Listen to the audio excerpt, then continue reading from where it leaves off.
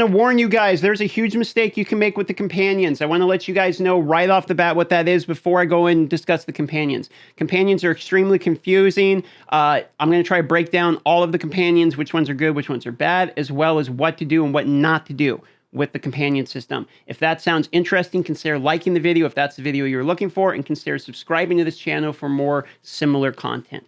That being said, let's get right into it. The biggest mistake, let's get it out of the way in case that's the only thing you want to know. The biggest mistake is actually turning your shards into the crafting system. So currently, as it stands, you can see when you go to your companions and you can click on them, and I'm gonna move myself out of the way real quick. You can see here, you can see the fixed effects, you can see the stats, etc. All right, you can see your stats for all of these. But you actually have to go, and this is the same for commons, rares, specials, doesn't matter, okay? You can see all the stats. But in order to see the collection stats, which is where it gets important, you have to click details. When you get details and you go to collection stats, you can see in your companions all of the different bonus stats that you're getting on all of your heroes just for owning the heroes or having them upgraded. Effectively, what's happening here is it's the exact same thing as squad power, if you're familiar with squad power. When you upgrade this, it gives us bonus stats that go to all heroes. This is the exact same thing with companions. This means two things. First of all, we want to upgrade and level basically everybody, because as you upgrade and level them, so do increase the stats that are the collection-based stats. For instance, when you get higher star rank, the base stat of melee damage decrease on Gilgamesh, when it goes to 4-star, will go from 0.7 to whatever the next one will be. You can see this by clicking Manage, going to Upgrade, and you can actually see it right here, 0.7 to 0.96. And this would be the same regardless of whether or not I have Gilgamesh equipped. This is just for owning the companions. What does this mean? This means we actually want to go and star rank up all of the heroes, even the commons. Because if you look, and actually especially the commons on some of these, because if you look, base attack is the stat. Base flat attack like that is highly important, okay? Because that is going to allow us to do effectively just flat more damage that is then modified by modifiers like percentages, okay? So even getting the base common characters are going to give us gigantic damage boost, defense boost, etc. You might think that you can go to the workshop here and you're going to see this. Hey, I have 160 shards of this Gary guy. He's a common. I'm not interested in him. I want to get my favorite character, Otron. Let me work towards Otron, and I have a chance to get Otron shards here when I turn it in. Keep in mind, I'm going to do this one time to show you. When you do it, your 10 becomes one shard of a random one, meaning my 160 shards are going to turn into 16 random rare shards, which means my 160 common go to 16 rare, and the 16 rare turn into 1.6, not even 2 special shards. You need hundreds and hundreds. I believe it's somewhere around 800 shards to completely max out the entire hero. That's not the right number. It's just right around there. This is napkin math, okay, from what I've seen.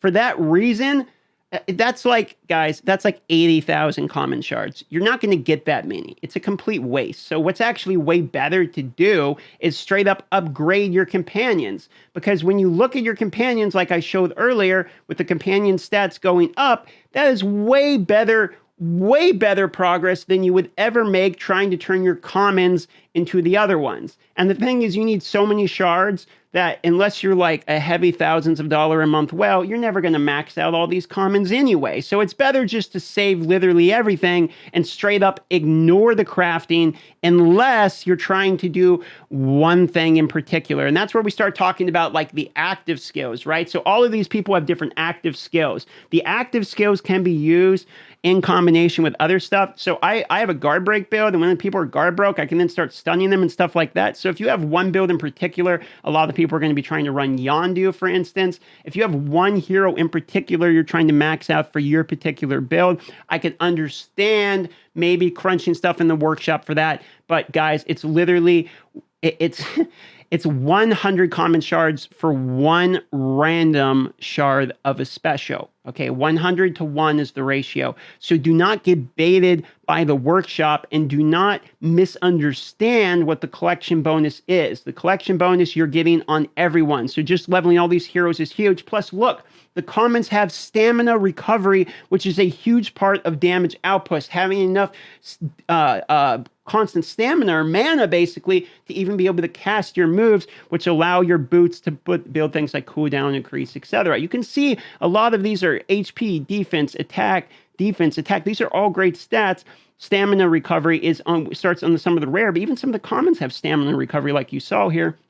Then the other ones, you have max damage rate, critical damage, attack for War Machine, movement speed for Nick and Vision, which is a huge one, etc. So it is more important to get these collection stats bonuses because you can see the damage decrease, all of that. However, it is not so important to the point that you're going to want to crunch up all your other collection bonuses. Now, which companions are good, which are garbage? So here's the thing. All of the Eternals seem pretty good for my testing, plus the skills have different ratios. So effectively, the summon skill is going to be a higher level or do more damage and be a better move at level 1 if it's a rare over a common or a special over rare, if that makes sense. So all of your moves have like a higher base level and require higher requirements for the enhancement. So if you look here at the enhanced summon skill, the special requires the red ones, the rare require the gold ones, commons require the common ones. You can also crunch up your special skill cards as well in the workshop. If you look here,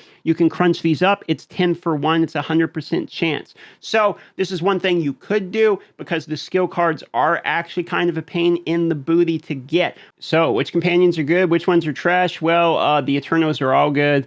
Yondu's good.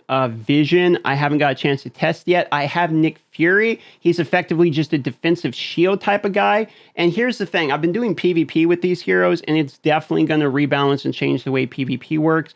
The damage these guys do is significant. It's like another move. Plus, you can use them from ranged, meaning if you're somebody like Captain America, you can use these moves, do lots of damage with it, and then kite with Captain America and just tank up and stuff and use the shield moves over and over again. There's a shield move that you can get with Nick Fury, and if you use Nick Fury plus the Captain America shield, you can basically double down on just shields over and over again, set up a barrier wall, and it recovers the summoner's guard gauge completely. Here's the thing. I think guard damage is actually going to maybe start doing something, because if we end up getting significantly tankier with the damage decrease, and then we end up having a lot of CC stuff like the stuns, etc., the stuns, I should say, then what that's going to mean is PvP battles will last longer, more time to guard break. When the guard break happens, you're going to start seeing stun lock combos, etc. with these type of heroes, especially if we start seeing defensive type of heroes as well with shields, etc. I'm actually a fan of going to longer battles. The majority of the battles end as soon as the stronger person hits their primary move.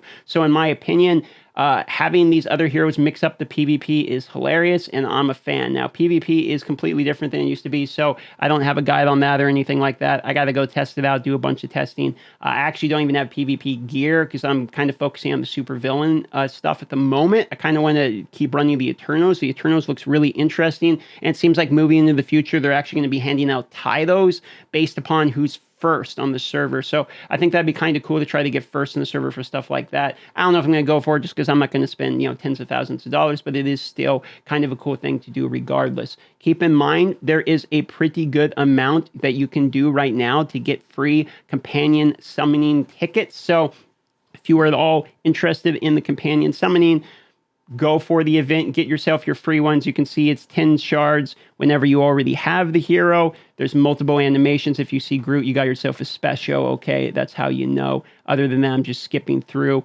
You can get 10, 30, or 70 shards of each hero on the drop, and just like that, you saw it was 10 of each one. And now, because I got 10 of this guy, I could turn that into one shard, basically, of a rare if I wanted to, but that's not what I'm going to be doing with them today. That being said, consider liking the video if it helped you at all. Subscribe if you would like to see more, and thank you for your time.